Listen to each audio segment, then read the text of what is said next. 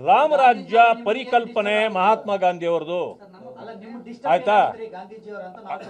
ಅಲ್ಲ ಏನಿಲ್ಲ ನೋಡ್ರಿ, ಅಲ್ಲಿ ಒಂದು ಹೆಸರನ್ನು ಇಟ್ಟಿತ್ತು, ಇಲ್ಲಿ ಯಾರ ಹೆಸರನ್ನು ಇಟ್ಟಿಲ್ಲ ನಾವು.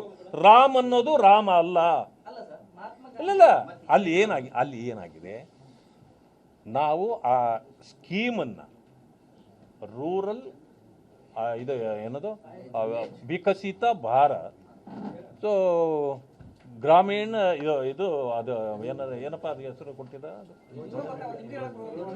ಅದು ಇಲ್ಲ ಏನಾಗುತ್ತೆ, ಅದು ಅಷ್ಟೊಂದು ದೊಡ್ಡದಾಗಿದೆಯಲ್ಲ, ಅದಕ್ಕೆ ಏನು ಮಾಡಿದ್ವಿ, ಶಾರ್ಟ್ ಮಾಡಿ ರಾಮ್ ಬಂದಿದೆ ಅದು.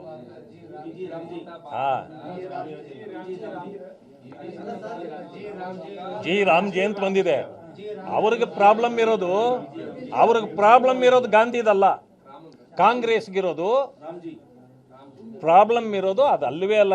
ಮಹಾತ್ಮ ಗಾಂಧಿ ಹೆಸರಿದ್ರೆ ಏನಾಗಬೇಕು, ಇಲ್ಲಿದ್ರೆ ಅದೆಲ್ಲ ಪ್ರಶ್ನೆ. ಏನಪ್ಪ ಅಲ್ಲಿ ಬದಲಾಗಿ ರಾಮ್ ಅಂತ ಅಂದ್ಬಿಟ್ರಲ್ಲ ಅಂದಮೇಲೆ, ಯಾಕಂದ್ರೆ ಅವ್ರು ಹಿಂದುತ್ವದ ವಿರೋಧಿಗಳು. ನಮ್ಮ ಮುಖ್ಯಮಂತ್ರಿಗಳಿಗೂ ಕೂಡ ಈ ಕಲ್ಲರ್ ಕಂಡ್ರೆ ಮೂರ್ಛೆ ಹೋಗ್ಬಿಡ್ತಾರೆ ಅವರು.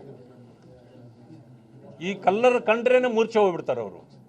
ಯಾರಾದ್ರೂ ಹತ್ರಕ್ಕೆ ಬಂದು ಹಾಕಕ್ಕೆ ಹೋದ್ರೆ ಅಂತಾರೆ. ನೋಡಿದ್ದೀರಿ ನೀವು, ನಿಮ್ಮ ಮಾಧ್ಯಮದಲ್ಲೇ ಭಾಳ ಸಾರಿ ಬಂದೆವು. ಅದಕ್ಕೆ ಪ್ರಾಬ್ಲಮ್ ಇರೋದು ಅವ್ರಿಗೆ. ಅದು ನಾನು ಹೇಳೋದು, 60 ದಿನಗಳ ಕಾಲ ನಿಮ್ಮದೇನು ರೈತರ ಚಟುವಟಿಕೆಗಳು ನಡೀತಿರ್ತದ ಕಾರ್ಯಗಳು, ಅಲ್ಲಿ ನಾವು ಸಂಪೂರ್ಣವಾಗಿ ಅವ್ರನ್ನ ಫ್ರೀ ಬಿಟ್ಬಿಟ್ಟಿರ್ತೇವೆ.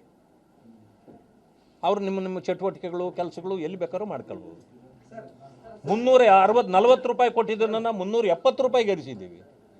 100 ದಿನ ಕೆಲಸ ಇದ್ದಿದ್ದನ್ನು 125 ದಿನಕ್ಕೆ. ಜನರಿಗೂ ಇದಕ್ಕೆ ಪ್ರಾಬ್ಲಮ್ಮೇ ಇಲ್ಲ, ಜನರು ಖುಷಿ ಇದ್ದಾರೆ. ಖುಷಿ ಇಲ್ಲದೆ ಇರೋರು ಕಾಂಗ್ರೆಸ್ನವ್ರು ಮಾತ್ರ. ಯಾಕೆಂದ್ರೆ ರಾಮ್ ಬಂದ್ಬಿಟ್ಟದಲ್ಲಪ್ಪ. ನ್ಯೂಸ್ ಫಸ್ಟ್ ನಿರ್ಭೀತಿಯಿಂದ ನಿಮ್ಮ ಪರವಾಗಿ.